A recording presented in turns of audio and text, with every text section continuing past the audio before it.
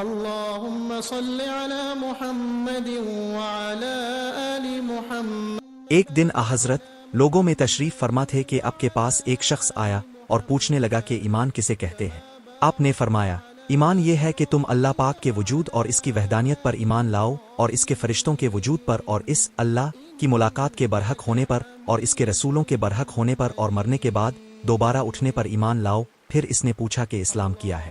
آپ نے پھر جواب دیا، اسلام یہ ہے کہ تم خالص اللہ کی عبادت کرو اور اس کے ساتھ کسی کو شریک نہ بناؤ، اور نماز قائم کرو، اور زکوٰۃ فرض ادا کرو، اور رمضان کے روزے رکھو۔ پھر اس نے احسان کے متعلق پوچھا۔ آپ نے فرمایا، احسان یہ کہ تم اللہ کی عبادت اس طرح کرو گویا تم اسے دیکھ رہے ہو، اگر یہ درجہ نہ حاصل ہو تو پھر یہ سمجھو کہ وہ تم کو دیکھ رہا ہے۔ پھر اس نے پوچھا کہ قیامت کب آئے گی؟ آپ نے فرمایا، اس کے بارے میں جواب دینے والا پوچھنے والے سے کچھ زیادہ نہیں جانتا، البتہ میں تمہیں اس کی نشانیاں بتلا سکتا ہوں۔ وہ یہ ہیں کہ جب لونڈی اپنے آقا کو جنے گی، اور جب سیاہ اونٹوں کے چرانے والے دیہاتی لوگ ترقی کرتے کرتے مکانات کی تعمیر میں ایک دوسرے سے بازی لے جانے کی کوشش کریں گے، یاد رکھو قیامت کا علم ان 5 چیزوں میں ہے جن کو اللہ کے سوا کوئی نہیں جانتا۔ پھر آپ نے یہ آیت پڑھی کہ اللہ ہی کو قیامت کا علم ہے کہ وہ کب ہوگی، آخر آیت تک۔ پھر وہ پوچھنے والا پیچھ پھیر کر جانے لگا۔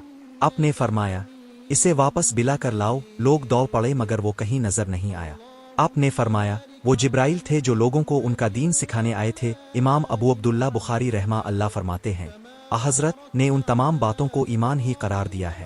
صحیح بخاری 50۔ ایمان کے بیان میں تمہید کتاب، باب ایمان، اسلام، احسان اور قیامت کے علم کے بارے میں حضرت جبرائیل کے سوالات نبی سے ترجم الباب۔ پھر نبی کا جبرائیل کے لیے ان امور کا بیان فرمانا۔